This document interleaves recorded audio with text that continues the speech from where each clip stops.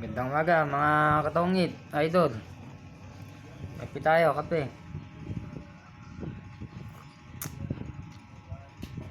Maliit yung kape yan ko mga idol, no? Kasi pinantang ko to ng ganyan kalaki lang. Yung mga nakarambuan, malaki yan. Kaso, kasi mga idol, malakas ako magkape. Yung mga nakarambuan, halos ginagawa ko ng tubig. Kaya lang, nakaramdam tayo ng kakaiba. Parang ano tayo, alam mo yun, yung parang lasing na hindi mo maintindihan.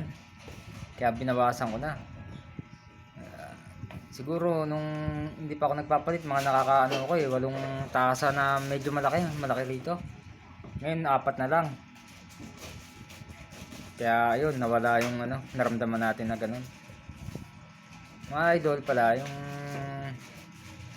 tinuturo ko kasi meron sa akin nagsabi, ba't ko raw tinuro yan? Dito kasi mga idol, no? Ginawa ko yan para gaya ng sinabi ko, 30 years kong pinakinabangan na yan.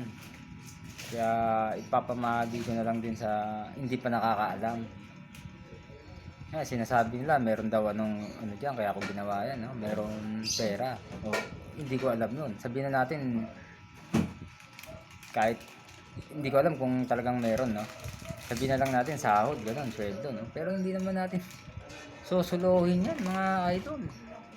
Ibabahagi rin natin yan dyan kung gaya yan sa labas, sa kalsada, alam natin maraming dyan. Walang wala talaga.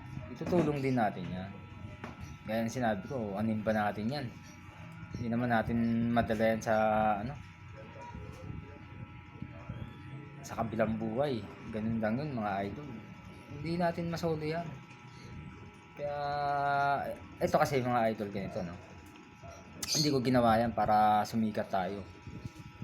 Ngayon bonus na lang yan kung saan tayo papalarin, no? Bonus na lang sa atin yan. Pero ang akin lang, kung ano meron dyan, sige, tulong natin.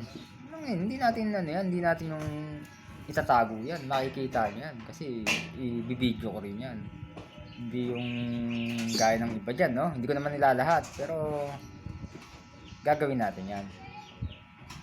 Yun lang mga idol.